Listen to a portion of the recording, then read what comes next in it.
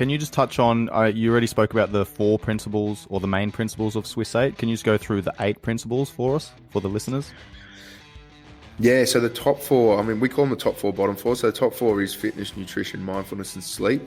And that we call those the top 4 because they are the holistic health lifestyle principles that we try and get people to start with first, build a routine around those 4 principles. And then once you're happy and you're comfortable, that all that has become habit and it is a routine. Then we've got minimalism, discipline, time management, and personal growth. And they are basically life hack kind of principles.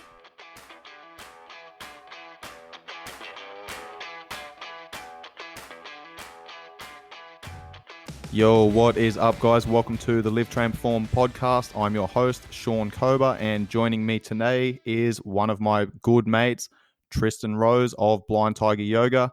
Tristan and I go back probably 15 years or so. We served in the military together. He's one of my best mates. He's a pioneer in the industry that he's working in. I've got a lot of respect for the guy, and I'm very excited to have Rosie on the show. Rosie, welcome to the Live, Train, Perform podcast, mate. Thanks, mate. I'm really happy to be a part of it. For those who have been following, I have been rolling through the Swiss 8 mini-series, which is a proactive mental health program designed to allow people to schedule in the most important things of their lives via an app that's delivered straight to their phone. So the 8 principles of Swiss 8 are sleep, nutrition, time management, discipline, fitness, personal growth, mindfulness, and minimalism. I've gone through all of those episodes and dedicated an entire episode to each one of those principles. I started the Swiss 8 mini-series with an introduction with the founder of Swiss 8, which was with Adrian Sutter. I'm now rounding out the Swiss 8 mini-series with Tristan Rose of Blind Tiger Yoga. And basically what we're going to be talking about is how he has implemented these tools into his life and how he uses them to be better at life.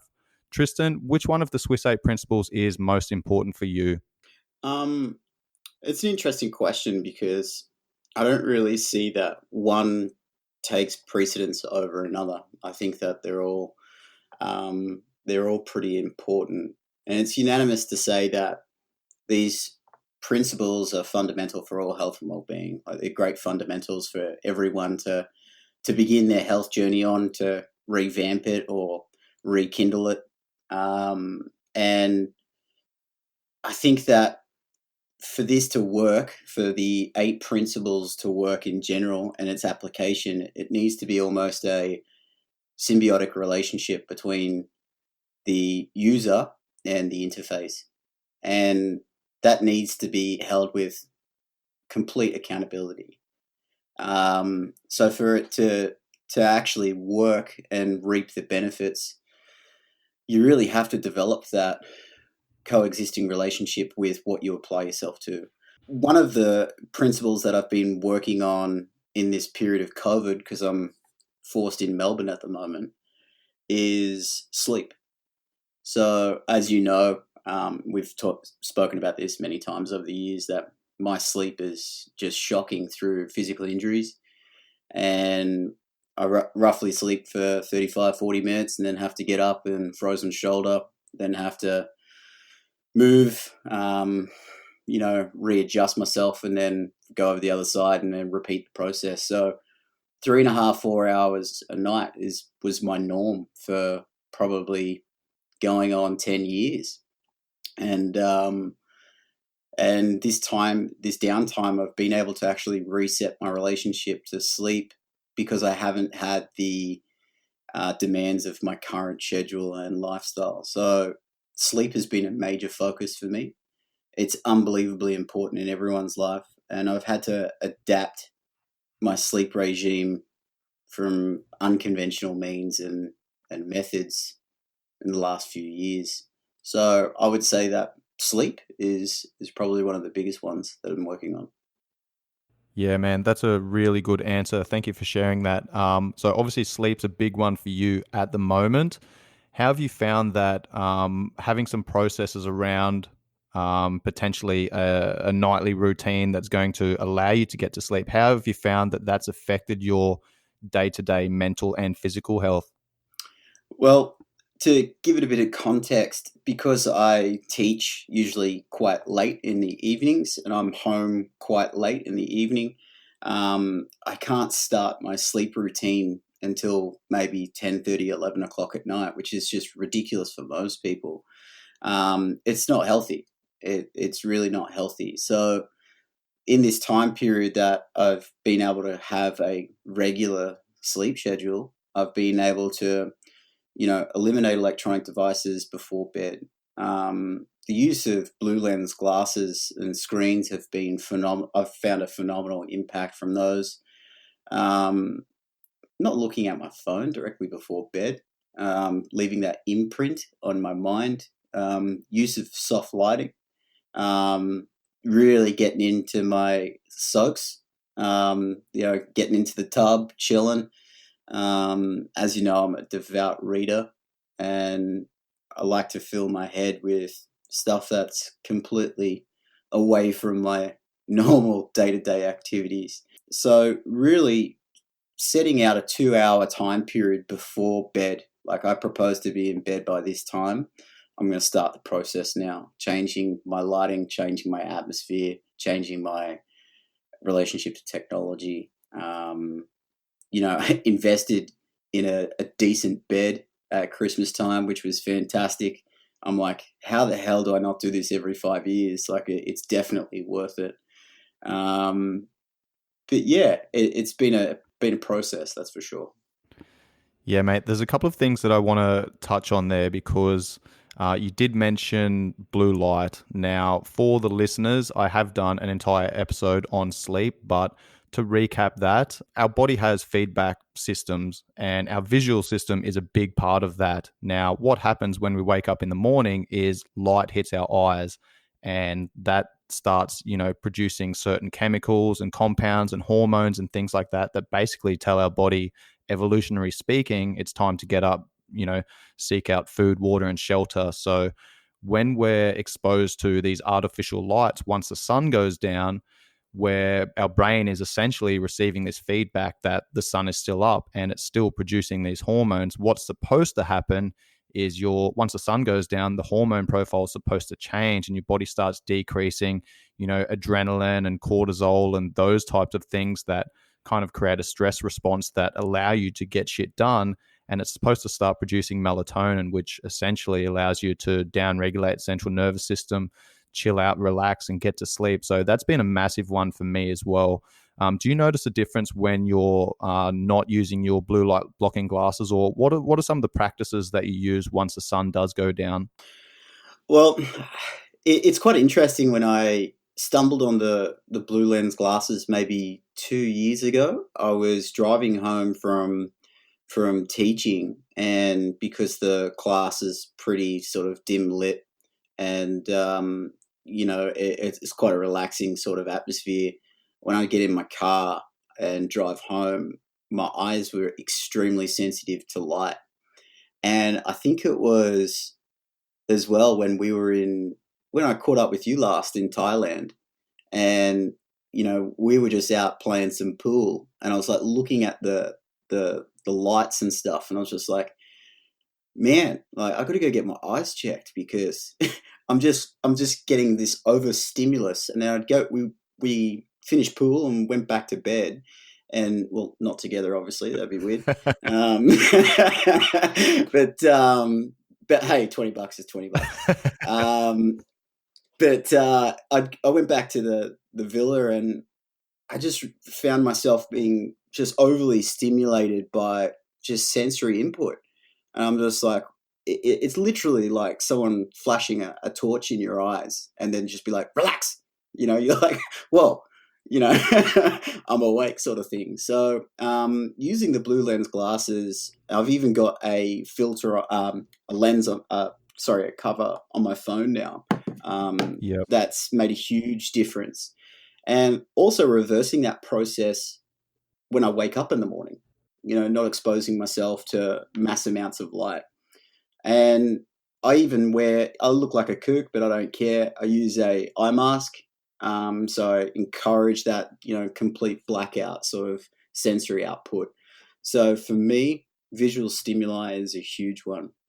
But having the time to stop and, make a routine and a ritual about preparing for sleep, not just watching Netflix, it's time to go to bed, you know, relaxing in the tub, showering, using my breathing techniques before bed. These are all being beneficial to encourage that state before going to sleep. Yeah, you make a really good point there, mate. We have rituals throughout all of our lives. I know when I used to play rugby, and I still do it now, I've got a ritual where I'm kind of chilled out. I'm listening to music. I might have a stretch, but prior to a game, when I'm in the change rooms, I always put on my right sock first, and then my left sock, and then my right boot, and then my left boot, and then I tie my right shoelace and my left shoelace, and so on and so forth. When I go to the gym, I've got a ritual there. I might take some pre-workout supplementation or have a coffee or something like that, and then I listen to some music to kind of get me in the mood. And it's a ritual. We've got a ritual for our morning routine. We've got a ritual throughout our day, like how we set ourselves up for starting work, et cetera, et cetera. But who really thinks about having a ritual for setting yourself up for a good night's sleep? It's a big part of the process that a lot of people don't really consider. I want to go back to or I kind of want to make a point here, because I asked Adrian in the first episode about which one of those principles was most important to him. And something that he said was, he said that fitness for him was the most important thing. But then he also turned around and said, well, if I train well, but I haven't slept, then, I'm going to be feeling like shit. I'm probably going to make worse decisions with my food, et cetera, et cetera. So something interesting that he said was, if obviously nutrition's important, but if you don't eat for a day, you're probably going to be all right. If you don't train for a day, you're probably going to be all right. If you don't sleep for a day, yeah, you're going to be in a little bit of trouble. But if you extend that out to a week, obviously if you're not eating for a week, yeah, you're probably going to be in a little bit of trouble there. You're going to be hurting, but you're not going to die, right? If you don't train for a week, you're going to be fine. But if you don't sleep for a week, you're fucked. Yeah, 100%. And look, you can reflect back on times in the army doing death ops and the craziness that you'd see with people with sleep deprivation training, and it still amuses me today. Yeah, man, I've hallucinated so many times when I've been sleep deprived, man. You go 3-4 nights with barely any sleep or only a couple of hours sleep a night, man. And there's actually research showing that it's the equivalent to being drunk. Like, that's how much it fucks up your perceptions, your reactions, and everything. Yeah, I've definitely been there in the dangerous side of the sleep depth through mental health issues as well, which we can go into later. That was a very dangerous point of the scale, because it was at a point where I was that incoherent from sleep deprivation that people did think I was intoxicated, and I was so disorientated I didn't know where I was. And stressing the importance of sleep doesn't necessarily have to be in 1 8-hour block if you can't get it in that 1 8-hour block. But if you can get 8 hours cumulative over the day, obviously that's a huge win. For instance, I couldn't get 8 hours in one sitting, but I could get 3.5, and then throughout my day I'd get another hour here and an hour there, etc., to make up for it. Yeah, that's a good point as well, is it's not just about the quantity of sleep, it's also about the quality of sleep. And that's where using those tools, like I use an eye mask because I've got some ambient light that comes into my room. I live in a complex, and there's lights on in the complex and I can't turn them off. So I use an eye mask to try and black out. And I use earplugs as well, because sometimes when I'm trying to get to sleep, like, sometimes you're highly alert, or you're that low level alert state, and you hear every single noise, and every single time you're just about to drop off to sleep, you hear something and it kind of snaps you out of that place. So where I want to go from here, mate, is you said that right now sleep is probably the most important thing for you that you've been addressing on a personal level. Now, how have you used these other Swiss 8 principles throughout other times of your life? I'm sure that there's been other times in your life where discipline might be more important, or mindfulness might be more important, or nutrition might be more important. Can you talk to me about that? Yeah, definitely. I mean, that's why I began with one doesn't take precedence over another, because just like how we evolve with our training for our bodies, so will the process change with our minds, and the principles that and aspects of life that are important at one phase will obviously change. If you're still stuck on the one phase for an extended period of time without showing progress, well, you need to adapt and modify accordingly. So, nutrition has been something that I've neglected for a long, long period of time. And in relation to the episode that you released in gut health, and also some of the conversations that Mex and the boys from Swiss 8 were talking about with gut biome, etc., like that, Yep. that really sparked a whole level of inquiry for me that I knew that I'd been neglecting for a long time. I'm 100% accountable for it. I've never made an excuse for it, but really looking at addressing some changes in my diet. So I've got IBS, which I'm going to get further tests and further analysis because I'm just not satisfied with a diagnosis of IBS. I feel it's a bit of a throwaway. But yeah, my gut health has just been terrible for some time now. Now I've had a cocktail of medications over the years as well, and that's played a huge effect on it as well. And I used the Thrive kit, which the boys shared at the end of their episode, and just sent it off to the States for a gut biome check and checking your gut flora. So Yep. I've found that the information that you provided and what Mex and the boys discussed in that particular area was quite fascinating because, as you know me quite well, I'm a pretty deep thinker and I can get caught up in with deeper layers of philosophy. That's why we get along so well, mate. Yeah, yeah, definitely. So I would say sleep and nutrition are the two overarching areas that have been focus of the other eight. Time management has been something that everyone has hopefully adjusted accordingly in this period of 2020. Yeah, because what a fucking year it's been, huh? Oh, mate, we're still on lockdown. We're still on lockdown, so it's pretty crazy times. So, can you just speak about lockdown for the people that aren't in Melbourne or aren't from Australia that are listening from all over the world? Like, what's happening with you guys at the moment? So in Melbourne, we're basically on a stage 4 lockdown. The rest of the country is partying like it's 1999, and we've sort of like the Lost Boys. Basically, The we redheaded stepchild. yeah, yeah. He's stolen the birthday cake and he's eating it in the corner and not letting anyone else have any. He's covered in crumbs. Um, so we have a strict curfew from 8 p.m. to 5 a.m. We're only allowed out for 1 hour a day for exercise. Um, you have to wear a mask at all times, the 1.5 meter distancing like everyone else.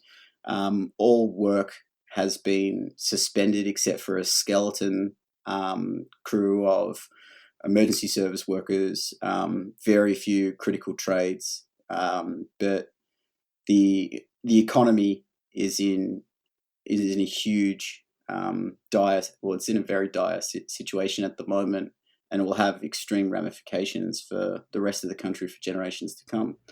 But the restrictions have been in place. The stage 4, we're 4 weeks into a 6 week period, but we've essentially been on restrictions since the beginning of COVID.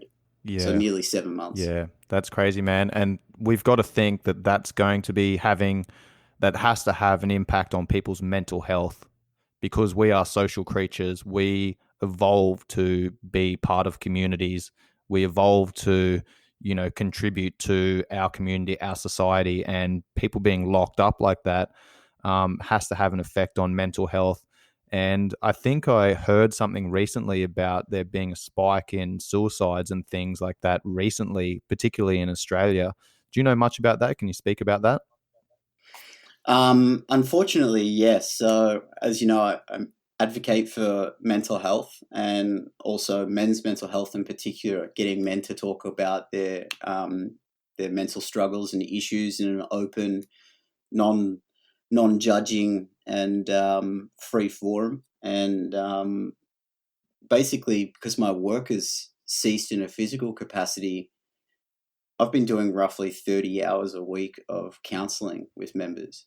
And that's just the veteran and emergency services community. Yeah. And Sorry, mate, can we just pause there for a moment? Because I obviously know you very well, but we just spoke about the mental health concerns that we have with the COVID pandemic.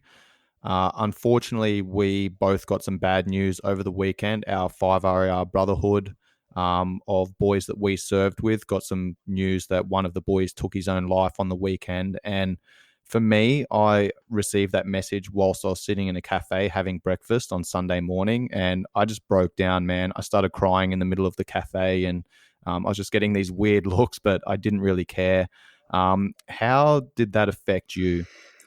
um, I share the same sentiments. It sent a huge ripple effect through our whole community. Um, I found out through a mate and a student that via text message. And look, I'd rather that than read it on Facebook or see it on social media before someone would notify me. I've unfortunately had to go through this same scenario for countless times now, and it doesn't get any better and it doesn't get any easier. And Yeah. the overwhelming feeling of grief associated with it, a whole lot of mixed emotions, man.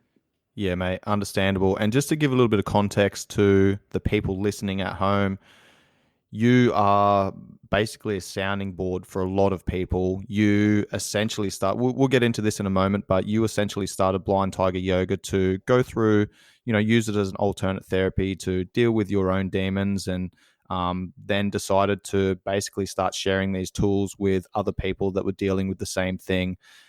So your line of work has you dealing with people that are struggling with anxiety, depression, PTSD, other mental health implications. So you are exposed to this a lot, man. And I really feel for you, bro. But what you're doing is absolutely amazing. But it certainly must take its toll to be, hearing news like this fairly regularly from your perspective. Yeah. Look, I think a lot of people hear yoga and meditation teacher pretty much along the lines of your episode with mindfulness about blissed out hippies that don't really provide to society. I got a good chuckle out of that. Um, and there's a lot of them that are exactly that. But with what I do and the unique nature and what I'm actually doing, and the way that we have means of communication these days, I'm dealing with, on average, on top of my work week, 20 to 30 hours of just responding to people's cry out for mental health assistance. Now, you've got to look at our society and go, if a whole range of veterans, professionals, even mental health professionals are contacting a yoga and meditation teacher in regards to their mental health, that just goes to show that there is a fracture in our community. Yeah, there most certainly is. And it's one of those things, man. We live in this society where it is essentially the safest time in human history to be alive. We've basically, particularly in the Western world, we've got everything we want at the touch of a fingertip. And, people don't really, in my opinion, people have lost the ability to deal with adversity. Oh, definitely. I mean, there's still so much stigma around men's mental health, and mate, I copped it at the full front of it and took it on the chin numerous times. And I get it, and I have a lot of compassion for guys, regardless of what the situation that they might be dealing with. But it also can become deafening. I see a different element of the veteran community that very few people are exposed to. And I think a lot of people go into helping this community without the full comprehension of how heavy it can get. people just see the space that you provide for a place for them to switch off, to learn new tools, to adapt to their physical and mental health, to work on their performance, etc. But they don't see or even get to experience the countless hours of work that is all off my own back with no intention of reward. And it's just because I didn't have that. I didn't have any of that. And I understand how critical of a role it is to have someone to be able to facilitate that. Yeah, mate, you are providing a brilliant service for people, but you also need to look after yourself. And we've spoken about this numerous times off air in our own personal conversations, because I know what you're like, man. I know that you give, give, give, give, give, but you also need to look after yourself because you can't pour from an empty cup, right? Yeah, definitely. Oh, yeah. Well, I've had 3 burnouts in 4 years. You know about this quite intimately, and I think of talking about it openly because there's so many snake oil salesmen in the industry that are pretending like that they've got their shit sorted and that they're this higher enlightened being when you are yeah you are not resilient. It's not resilient, but you are not any different from being exposed to all these range of human emotions because you practice yoga and meditation. You're a fucking hypocrite if you think that you're not going to be exposed to that and you're going to feel the effects of it. But definitely the practice does help in dealing with it. Yeah, of course. And for me, all of these things are tools, right? So again, going back to the principles of Swiss 8, like each one of those tools need to be applied at the appropriate time to elicit the correct response.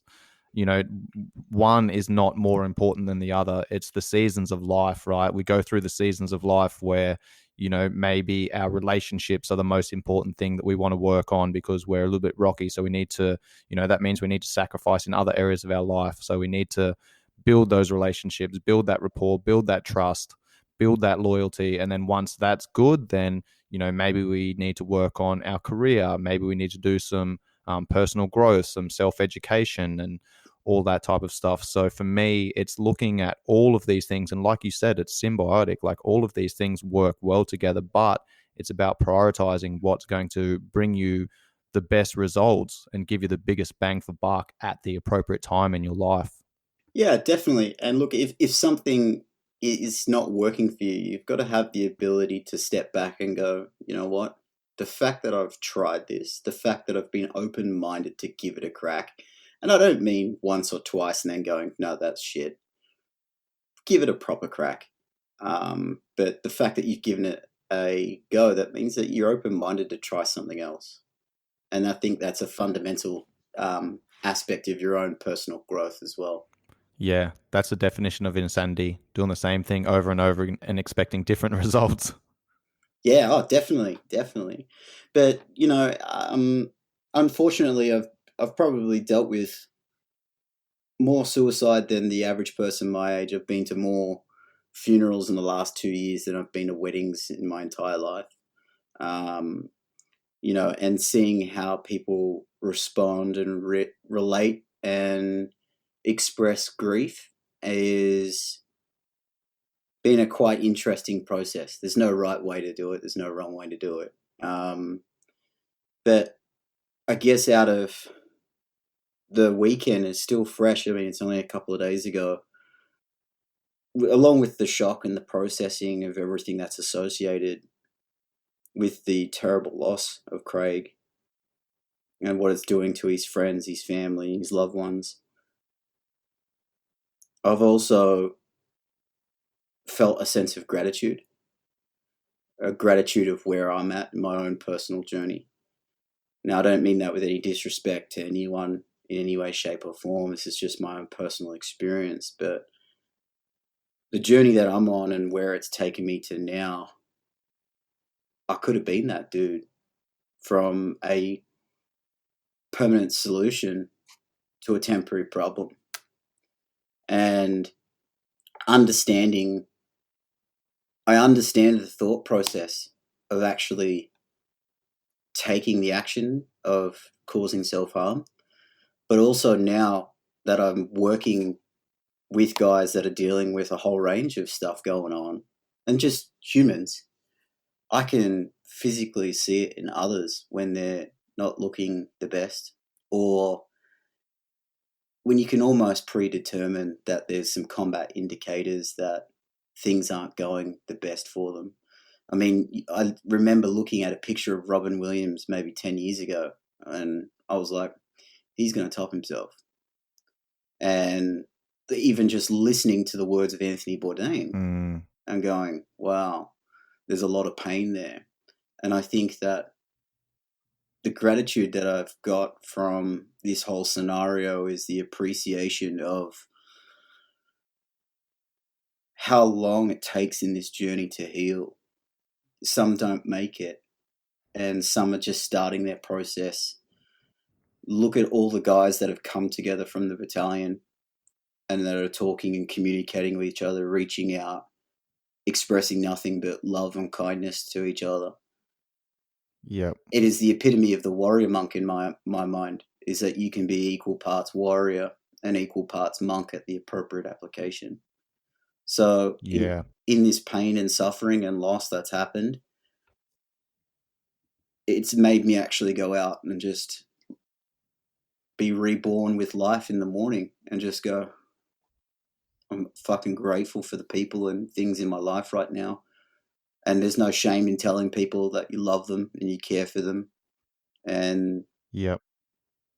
I didn't have that years ago when I was in that frame of mind. And it was just a momentary point that stopped me from doing it. A second. Yeah. Yeah, man. I've known you through the entire process, and I saw you spiral down. I saw you get into a deep dark hole, and I've also seen you climb your way out of that place. Do you mind sharing how you got to that point where you were in a dark place and you were thinking those thoughts? Let's share that story first, and then I want I want to talk about the tools that you've used to kind of dig your way out of that place and get to the point that you're at now, and basically share the tools and the protocols that you've used to basically turn things around to be at a point where you do wake up in the morning and you are grateful for life and you do have a purpose and you do have a direction. Yeah, look, I was at a point post Afghan. My drinking got out of control to a point that, I was drinking a carton of beer and a bottle of whiskey before I'd meet the boys for pre-drinks.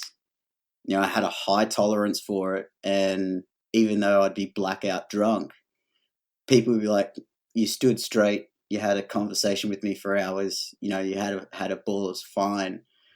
And for some, Rosie, you're the man. yeah, in your head, you're thinking, "Oh, look, I'm having a great time," but the guilt that was associated the next day, and relationship broke down. Obviously, we lost a couple of guys on our trip. Still processing everything, but also my family, which was my mates, were all exiting, and Yep. I had a lot of physical injuries that I needed attention. My time to process and transition out wasn't at a hand at that stage. And I remember going into work several times and saying, look, I think I've got some issues around, I know I've got some issues around drinking and I need some help. And because I was such a functioning alcoholic, and I I, think we all were. yeah, look, we were the fittest functioning alcoholics. I remember, I'd be at the pub or the bar till maybe 5 a.m. and then 6 a.m. battle PT stomping, and I'd be at the front of the pack, giving people banter. And I remember getting punishment push-ups and just laughing because they just weren't going to break me. And I remember talking to the boss, and he just goes, Rosie, not only are you meeting and going above the standard, but it's not impacting your work. I mean, I studied a couple of degrees by correspondence whilst serving a full-time career, and I was holding down all these things, but my personal life was just spiraling out of control. And it got to a point where I was getting quite frustrated because all these mechanisms were in place. If you've got problems with this, talk to this person. If you've got problems with that, there was structures in place. But when I actually went to go get the help that I thought that was in place, I was quite shattered because I was like, no one's taking me serious, because I was always the angry optimist. I was quite aggressive, but I was also Which you needed to be a soldier. oh, You definitely. needed to be aggressive. And that was the culture, and that was the appropriate manner to behave to a point. Now, when I was asking for help and people were paying me off, and my sleep was getting worse, my injuries, I was still waiting on further surgeries, etc. My shoulder was popping out 14 times a day. I'd get people at the pub to either bang it back in on the wall, or I think everyone in the battalion had a go at putting my shoulder back in at some point. And I remember I went about, I can't remember correctly, but I believe it was a week or so without sleep. And I'd had about 20, 30-minute bursts here and there, but I wasn't sleeping at all. And I remember I was cleaning my rifle at home, my personal rifle, and I was just like, oh, I know how I'm going to get rest. I was, literally sleep drunk. And I was just like, a couple of motions, mag on, chamber the round, put it in the mouth and squeeze. And I had literally my mouth on the barrel. And in a split second, I thought to myself, holy shit, my mate's going to come home and see this. Then there's going to be the poor police officer that has to come in and that's going to screw him up as well. And then I had all this, it was like an expanded view very, very quickly it was a fraction of a second. I unloaded the rifle, put it on the bench, and I left. I just walked out of the apartment. Now, I vividly recall that because Steno fucking called me freaking out, man. And he's like, yeah, there's rifles on the bench, there's rounds there, the bolt's missing. Like, I don't know where Rosie is. And I was like, holy fuck, man, we need to find him. yeah. And look, I was in a pretty dark place. I was in a really dark place, and I didn't know. For one of the first times in my life, I didn't know how to articulate what was going on. And I was picked up by a police car halfway to Catherine, walking from Darwin to Catherine. No idea, no phone, no wallet, no nothing. And the police couldn't believe that I'd walked that far. And I remember the next day, like, they were really cool. They were just unbelievable about the whole thing. And they were just like, man, like, you look haggard. Like, you look haggard. And I went to the RAP the next day because my feet were just cut to absolute crap. And it wasn't until a civilian nurse, the name of Sue Jamison, I think is her name, Sue Jamison. She was a very eccentric lady, just larger than life, but heart of gold. She saw me in the waiting room and she came over and spoke to me. And I said, I need help. And she's just like, you're not doing too well, are you? And I'm like, I told her what had happened and, had a chat to her and everything like that. And it wasn't a premeditated thing. It was just a series of events that packed upon events upon events. And it was a momentary lapse in judgment that could have been a permanent solution. So that was my introduction to suicide, I guess, and suicide ideation. And I didn't, as soon as she gave me some sleeping tablets and I slept for nearly 2 days. And I went back into work and then I got referred to Army Psych. And they asked me about how much cricket I watched overseas on deployment. And I was just like, what the fuck? Like, looking around just thinking, am I on like a prank or something? Like, what do you think I did on deployment? Where's Like, Ashton Kutcher? what are you talking about? Yeah. And I was just like, you're a boob. And he said to me, he goes, can you explain to me what the infantry does? I'm just like, if I have to explain to you what we do, then this ain't going to work. Yeah. And I ended up getting, it was at a point where I had my physical surgeries for shoulders and everything else for people at home of 16 surgeries to date. And I was lying in hospital and all my physical coping mechanisms, boxing, rugby, surfing, you name it, everything was taken away from me. And the damage that was to my shoulders in particular was quite extensive, that I was basically told, your career's done. Now, I had at that point to force face everything that I'd been mentally putting away and suppressing for so long. And if I didn't have a basis in meditation and techniques that I'd used since I was a teenager, it probably could have been a second attempt if I didn't have that understanding and those skill sets and those tools that were available to me. That is great awareness. And this is a good point. I just want to pause here for a moment for the listeners to be able to take some lessons from this. Is that there's going to be times in your life where certain coping mechanisms that you have used in the past no longer work, or they're no longer applicable in that certain situation. So you essentially buried those thoughts and emotions, and you channeled your aggression in a physical manner. And once that physical capability was taken away from you, you had to front up and face the mental side of things. Can you talk about the different tools that you use to help you deal with that process? It's got polarities to right now to people in Melbourne.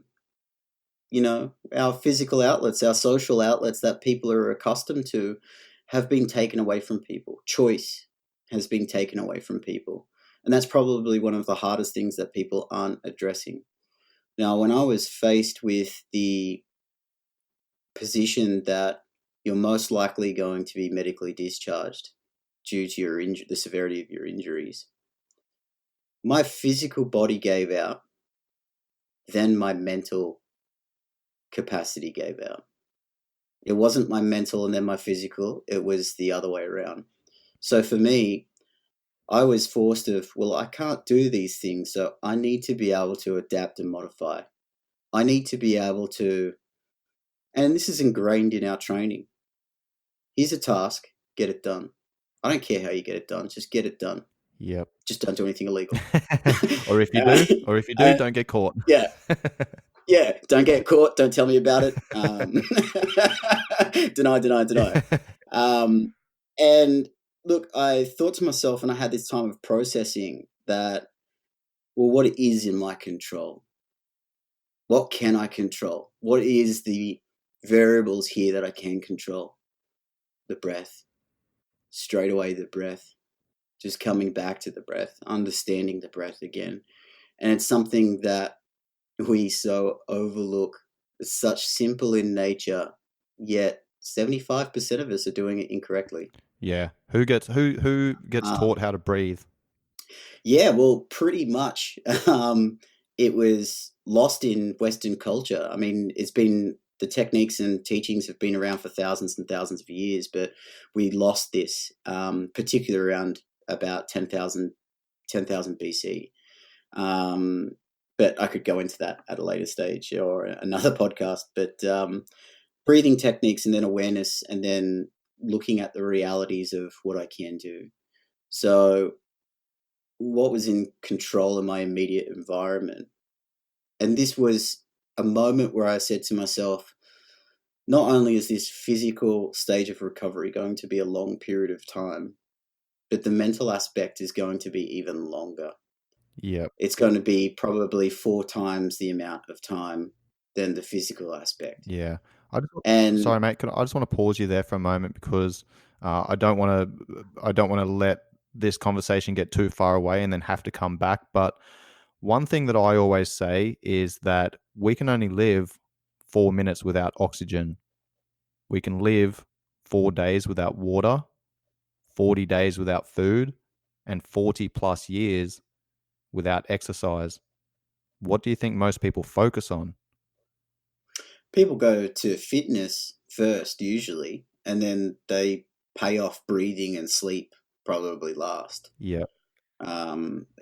Very few of them, like, I'll look at some of the high performance athletes that I've taught to coming over to Tiger Muay Thai and teaching over there. I'm looking at some of the UFC fighters and looking at how they breathe. And I'm just like, oh, I would love to have some time with them to just talk about breathing. Yeah. And the amazing thing about the space in which you are teaching and facilitating in over in Thailand is that people are actually there for performance. So they listen, they take it on board, and they apply it. 100%, man. I told this story on one of my I think it was the mindfulness podcast, but I was telling the story about how I'd been in Afghanistan for a couple of weeks, and Seamus, my sniper team leader, got shot. Put him on a helicopter. Within an hour, the rest of our sniper team almost was blown up by an IED that luckily didn't go off. And there was a period of a couple of weeks there where I couldn't sleep. And I recall talking to you about this many years later, and saying, I literally just focused on my breath. Like I was running these what if scenarios in my mind, and it was keeping me up at night, and I couldn't get to sleep, and I was waking up fucking tired, and which was affecting my ability to perform as a soldier. And I literally just started focusing on my breath and counting my breaths every night. And you looked at me and you're like, you were meditating, you were practicing mindfulness. And I was like, oh, okay. Yeah, look, I still remember that day we're on the front of the boat, just post first dive, because I was watching you. I've been diving for since before I could walk. And I remember watching you in the water. You're the only dude that I've ever met, even in the commercial diving industry, that doesn't use weights. Yeah. Not even a weight belt, just for accessories. Yeah, no. I'm a rock, bro. I just sink. No, but I look at it from a different perspective, is that someone that can do that has an unbelievable amount of self-control with their breath. Yeah. And it is a skill that we pay off. For people that are listening at home, one of the most insightful books that I've read recently is called Breathe by James Nestor. He's got audiobook as well. He's done a podcast with Joe Rogan. The research that he's done in regards to the origins of breathing techniques, etc., it's phenomenal. If there's one book to buy this year, it's that. I'm going to get onto that. I'm just going back to what you were saying before about the breath. Now, for those listening at home, I have spoken about this in the past on previous podcasts, but Tristan was the mastermind behind getting a partial grant from the Australian government to qualify 10 veterans in his style of yoga to take back to their networks and be able to use that to, as an alternate therapy for people dealing with anxiety and depression, and being able to manage their mind through being able to manage, their breath work. And that's an interesting point, is we can elicit different responses with our breath. For example, if I start hyperventilating, that's going to increase my heart rate, my respiratory rate. That's going to put my brain or my autonomic nervous system into a sympathetic state, which is essentially fight or flight. Whereas I can go the other way and I can slow my breathing down, and I can do some box breathing, and I can take long inhales and even longer exhales, and that's going to drive the parasympathetic nervous system, which is rest and digest. Now, I use this with my fighters. If I've got them training hard for 5 minutes, for example, then they've got a 1 minute rest in between rounds. The first 30 seconds of that 1 minute rest, I'm getting them to take these nice, deep, long, slow breaths. So, instead of walking out into the second round where their heart rate's still up at 170 beats per minute, now they focus on that breath work. They drive that parasympathetic nervous system. They down-regulate that heart rate. And now they're walking out into the second round where their heart rate's at 120 beats per minute. So then they can work a lot harder for a lot longer. Definitely. definitely.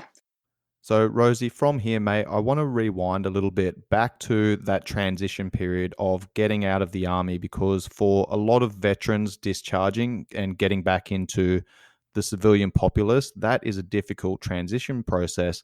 And, I've spoken about this before in social media posts and previous podcasts and things like that, but it is very fucking hard to go from a situation where you're working with, highly professional soldiers in this highly sympathetic driven state where you're constantly alert, you're constantly on the lookout for danger, to then getting into the civilian population and having to deal with people that maybe aren't as professional or aren't as disciplined or aren't as reliable. How was that process for you, and what were the tools that you used to kind of help you deal with that process? Because I know that I had to reinstate my SOPs, my standard operating procedures that I had in the army. Once I got out, I just stopped getting out of bed at the same time, and I stopped shaving, and I stopped training, and I stopped doing all of these things that had made me such a good soldier.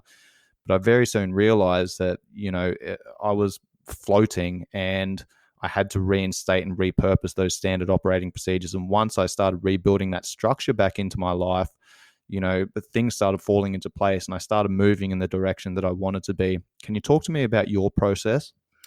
Yeah. So look, I had a shocking transition, to be honest. My exit from the Defence Force wasn't great, and there's a number of variables to that.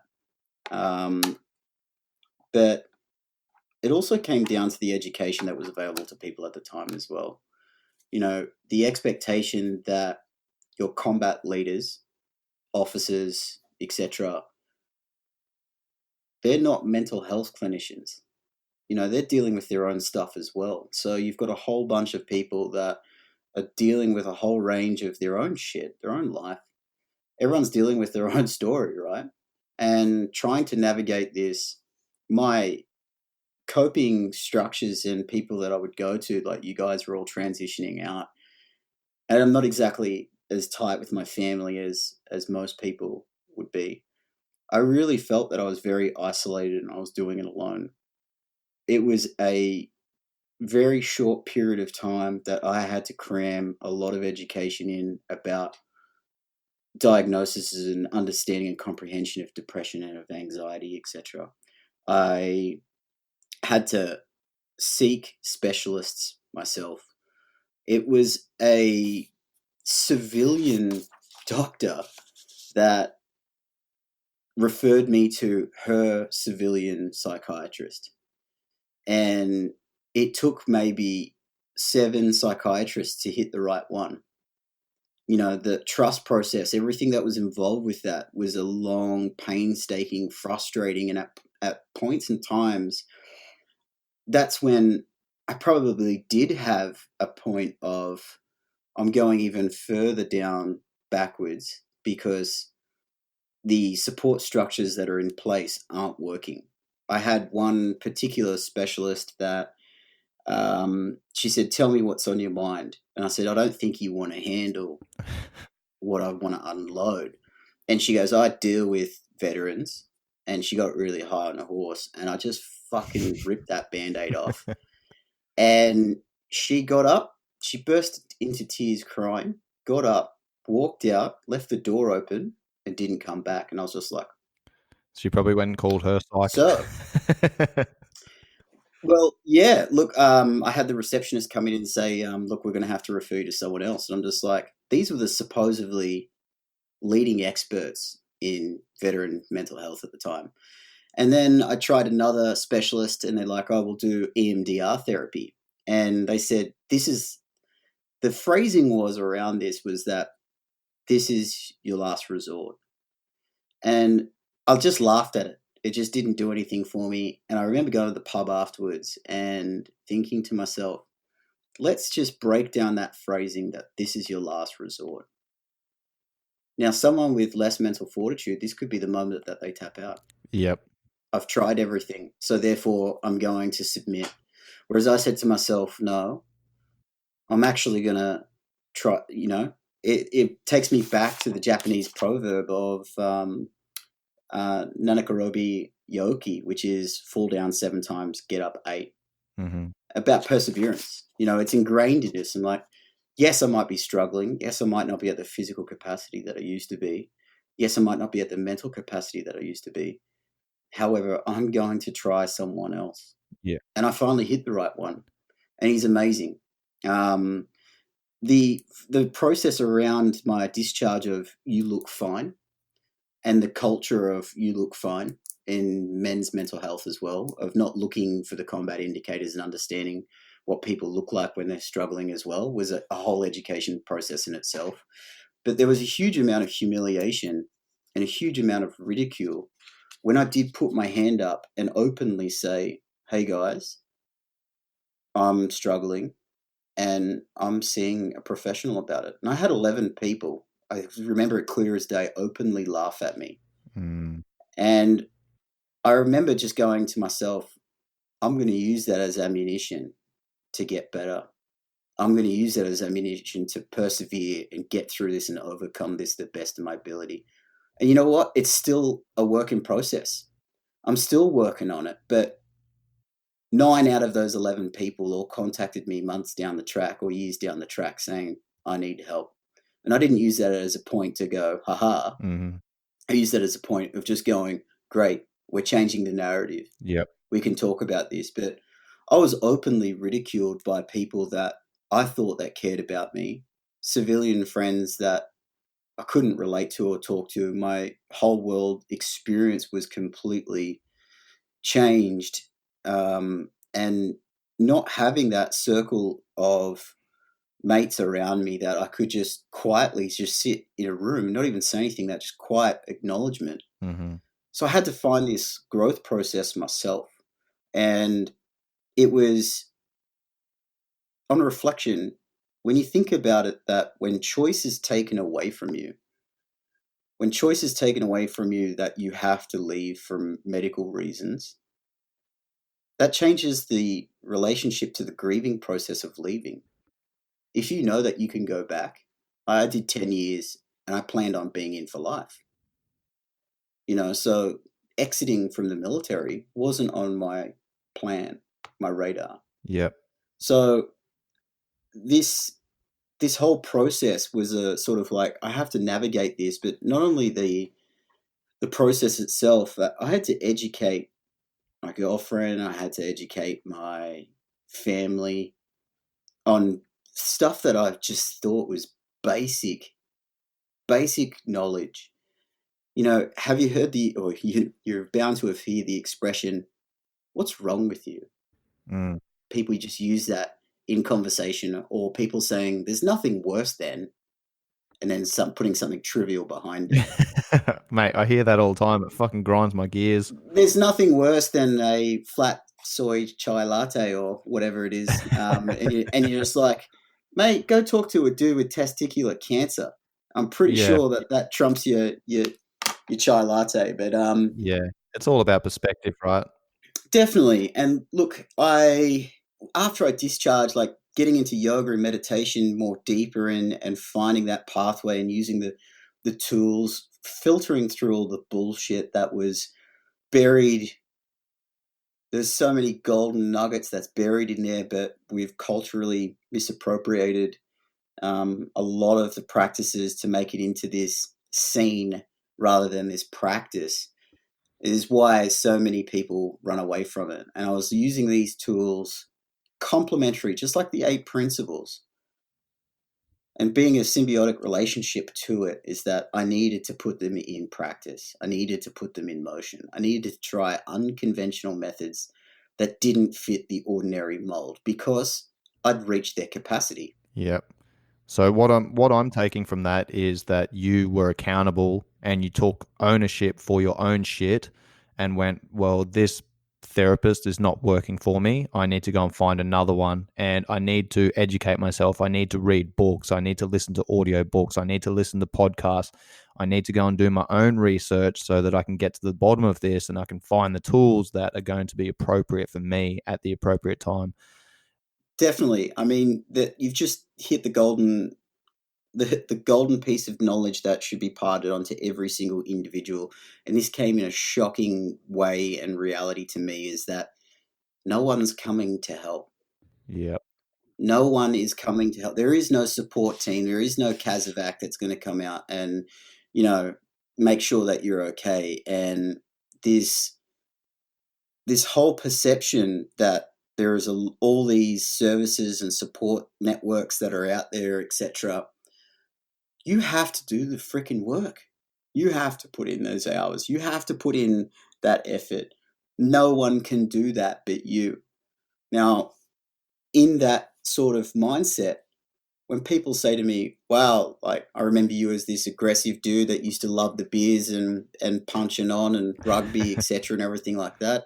And I get a smile and go, well, there's still parts of me that does love that. But I also practice yoga and meditation. I use it as a The tool, warrior monk. the warrior monk. Now, in that process and in being accountable, the thousands upon thousands of hours that I've put into my own practice, the thousands upon thousands of different books, the different courses, the different modalities to look at is been inexhaustible. You name it, and I'm probably going to give some time into reading about it and going into it. Now, in this process of changing and putting the time and effort in, I noticed something as well, particularly from the veteran community, and that was that people weren't letting me change. Mm. People's perception of me wasn't changing, and it wasn't until I met them face to face again that they were like, "Oh," like I previously stated, and it was like, "Oh, this guy's got a mental health problem," or etc., etc. I'm trying to step away from the story and evolve. I look at that point where I had that temporary moment lapse in judgment where I almost made a permanent decision as the best thing that's ever happened to me, because I wouldn't be where I am right now in these shoes, doing what I'm doing and finding my own way, trying to figure it all out if I hadn't been at the bottom of the lowest lows of the lows. But now I like to look at myself that your idea of me is not my responsibility to live up to. Yeah. If you remember me from that person in the past, that's fine, but can I introduce you to me now? I love that. I love that. And some people don't accept it, but some people do, man. And I've gone up and mended relationships with people that were tainted because of those periods in my life where I didn't handle things the best. And I went up with full accountability and an open heart and said, I'm sorry for my actions at that point in time in my life. I hope that we can move on. Trying my best to live a better life, etc. I hope that you can find it within yourself to accept my apology and we can establish a friendship. And I've had grown men open up and cry. And that in itself just shows people can change. People definitely can change. Yep. It's well if you're allowing to do it. Yeah. You need to be allowing. If you want to That is- change. One of my favorite sayings is, before you heal someone, ask if they're willing to give up the things that are making them sick. Definitely. I mean, I hate to go back to the notion of self-harm, but I had a very powerful experience 2 years ago when I had 2 suicides 5 days apart. And the first guy told me that he had intentions of self-harm for an extended period of time. And I got him into hospitals, specialists, helped him with different medications, etc., like that. Really tried to navigate it as best as I could in the limited capacity that I had at my disposal. And I got a call one day from a clinician saying, we need to have a chat to you. And I'm thinking, oh shit, what have I done wrong? And I was losing so much sleep over it. And he goes, we need to chat to you because he's going to do it. he's going to take his own life. You just need to prepare yourself for it. And he was released from the facility, jumped out of a cab, leaving the facility, and jumped in front of a train. And the second suicide that happened 5 days later, I was only talking to the individual 2 weeks prior. And that individual said to me, look, this is fucked. They've got this, and this, and this. And just went on this huge tangent. And I just asked him, I said, so what are you doing for yourself? And he said, what do you mean? And I probably sent through 4 A4 pages of triple column modalities of things that he could try. And he said, I've been to the pool twice in the last year. Mm. And straight away, I was just like, that's the level of effort. You know, it was sort of insulting me, the amount of time and effort that I've put into my own recovery and those 8 principles in particular, you know, and the dedication that I've put in applying them and being accountable for when they are and are not working and how to test and adjust. And then I found out about his suicide. Now, the lessons to take away from that is the first one, you can't help someone that's mind is made up. Mm-hmm. If their mind is made up in something in any aspect in life, good luck trying to change it. And I lost so much energy and time and emotion and stress because of that unfortunate scenario. And then the second one just didn't want to change. One's mind was made up. The other one just didn't want to put in any effort. And I won't say their names. Yeah. But it was just 2 polarities within 5 days. And I was just like, man, there's so much that I can take away from that.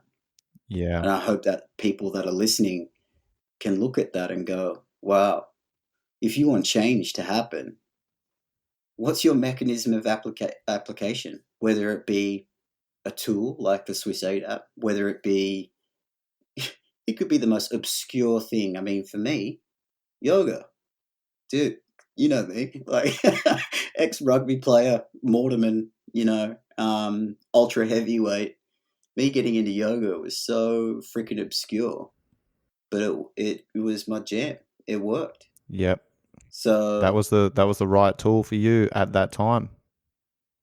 And you know what? The tools will change. My meditation has changed so much since I was 15 to now that I'm 35 that I know that, prime example, I used to get up at 3:55 every morning, practice for 2 hours in the morning, 2 hours before bed, religiously. I got my 10,000 hours of self-practice down pat. Within a year. And then, yeah, like a very, very short space of time. That was just personal practice at home. Yep. And then there would be practice at the studio, and then there would be privates, and then there would be trainings and all that sort of stuff. So there was a lot of self-work in that area. But now, like, it used to take me 36 minutes to 90 minutes to start switching off. Now, 3-5 minutes, boom. Yep. I don't need it in that capacity anymore. Yeah. I don't need to do that much of it because I've tuned in to what I need to take away from it. I can cut out all what doesn't serve me. I know the pathway which works for me as an individual. And then I can go, all I need is 5 minutes now. Long days are gone of me going on 10-day silent meditation retreats, meditating from 4 a.m. till 9-10 o'clock at night in silence. You know, I can get that same benefit from a 10-day silent retreat in 5 minutes now. Yeah, I just want to pause you there for a moment because that, for me, is a very important lesson. One is that you did that 10-day silent retreat. So you've been there, you've experienced it, you took the lessons from it, but now you can get those same benefits with 5 to 10 minutes. I think that's the important thing to take away here is that a lot of people don't fucking try something and then they try it once and they go, oh, well, that didn't work for me. Consistency, man. You need to fucking step up. You need to be consistent. You need to do these things every day. Here's the thing. I got this from a strength and conditioning coach, and one of his philosophies, one of his sayings was, if it's important, do it every day. Yeah, mate, 100%. Look, I walked out of my first 3 yoga classes, and the teacher just cornered me in the hallway. I'm like, "Don't trap me in. You're either going to get an elbow or a knee." And and she just said, "Tristan, you can't pick up a rifle and be a great shot the first time. You can't lift weights and be ripped. I wish." Mate, if I had the chassis of either you or Heston Russell, I'd be a pretty happy man. But that's just not my reality. Maybe in the next lifetime. But I said to myself, I'm going to go back. I'm going to go back. I'm just going to go back and put this through its paces, because I've never quit anything in my life. And for me to just walk away from it and dismiss it without peeling some layers away, I remember being on the mat and finding the right practice for me. And is the first time that I cried in, I don't know how long, maybe since I was a child. Mm-hmm. And I was like, what's this subcutaneous fluid coming from my like from my eyes? I was just like looking at it, just like, am I sweating? Like, is it hot? It burns. And, and I'm just like, oh, this is what an emotion is. Wow. But, and I literally 6 months prior went over to the UK to bury my dad. Not a tear was shed. And it was on a yoga mat with the right facilitator, the right bloke that worked for me, in the right language, in the right setting, that I started to learn these tools to peel back things. And I made time for it. And it just hit at a point that now I wasn't like connecting into, different chakras and all this, like that people might say, and different theories, etc., like that.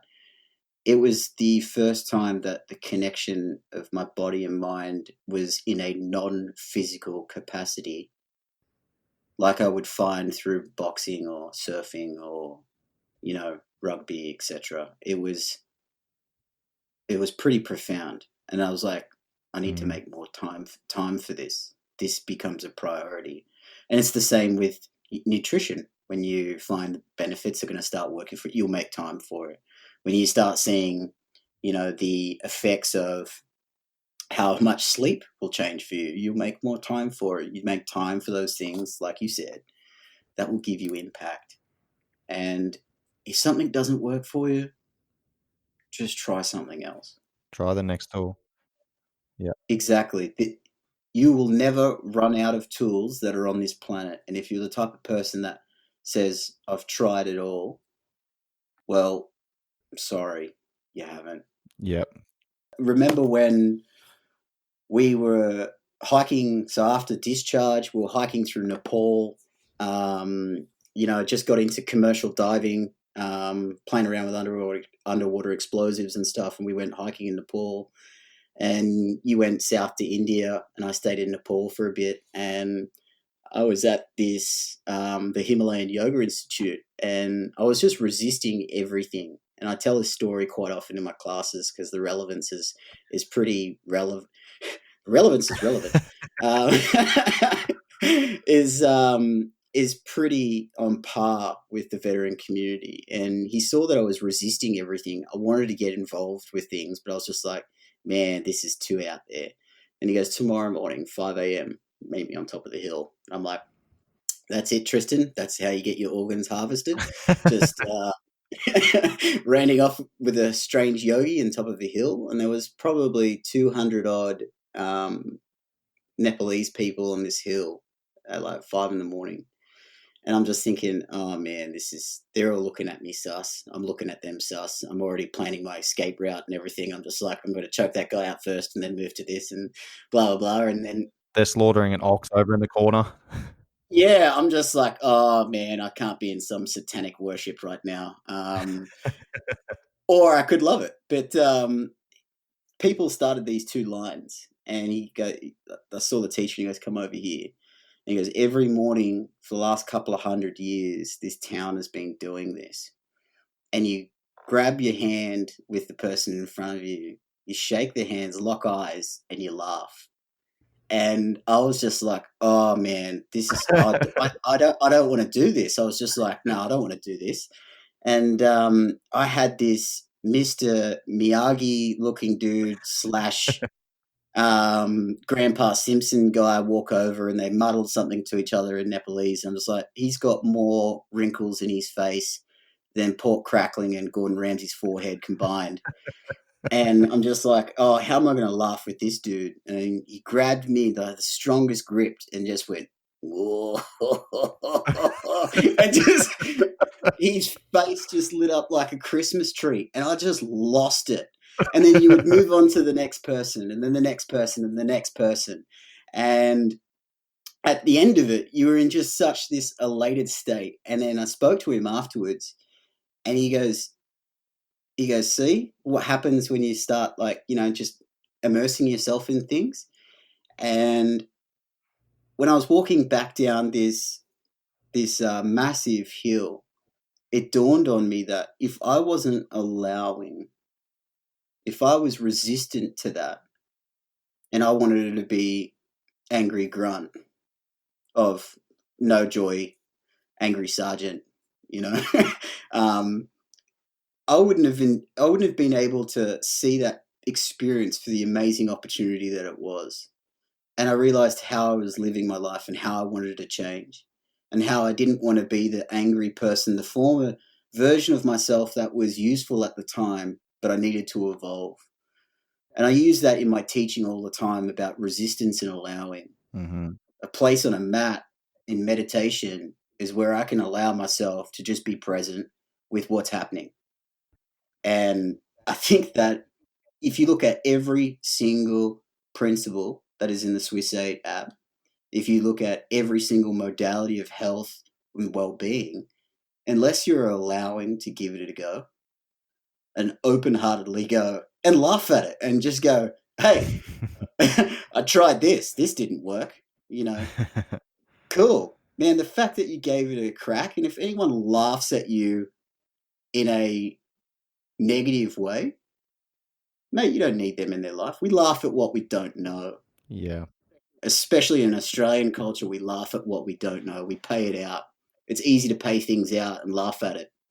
But if you're allowing and go, mate, I'm just going to get amongst this and give it a crack, there's some pretty amazing things can happen. And I've taken that aspect from that moment forward to where I am now.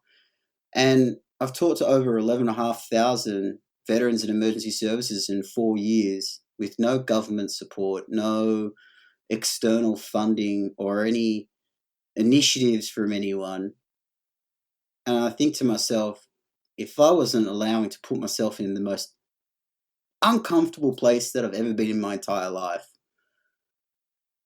I've found my place in life of literally just holding that space and teaching people tools to reconnect with themselves in a non-soft way, just a complete neutral way that people can get some benefits from, switch off, and move on with their life. And when this stops working for me, I'll move on to the next thing. And when that stops working, I'll move on to the next thing after that. Mate, that is extremely fucking powerful, man. Thank you very much for sharing that. I'm just mindful of the time, mate. I've got to start wrapping it up, but the name of this podcast is Live, Train, Perform, and that stands for live life to the fullest, train to your potential, and perform at your best. What does that mantra mean for you? Straight away when I hear it, I smile and just think Sean Kober. It's not only your business ethos, that's the way that you live your life, which I love. Some people don't know how to take you because you are so direct and straightforward, but I love that. It really works for me. Now, I think of when I hear that, the parallel to that to me is from Benvenuto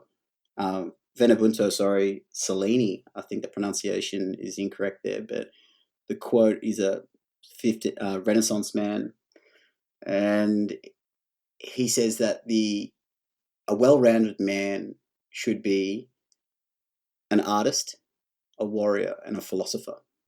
Mm. And I think that you've embodied that in your live, train, perform. Mate, thank you so much. That means a lot coming from you, man. I'm very proud of who you are, my friend. I'm really grateful to call you one of my best mates. I am absolutely behind you 100% of the way with everything that you're doing. I'm proud to also be an ambassador alongside yourself for the Swiss 8 model. And it's been an absolute pleasure having you on the show, mate. I really appreciate your time and I fucking love you, bro. I love you too. And look, I wouldn't be the man I am today without you helping me along the way. So full kudos to you, my friend. Cheers, Rosie. We'll chat soon, mate. The Western world is in the middle of a mental health crisis and our veterans have taken action. Swiss 8's team of combat veterans have built a proactive mental health program that is delivered through a mobile app. The app offers users programs in 8 categories of health and lifestyle, all proven to reduce anxiety and depression. This holistic model forms your daily routine, aiding you to build structure, improve discipline, and take ownership of your life. Once these habits are formed, the app will teach you new skills that can form identity, purpose, and encourage physical interaction to rebuild your tribe and reduce isolation.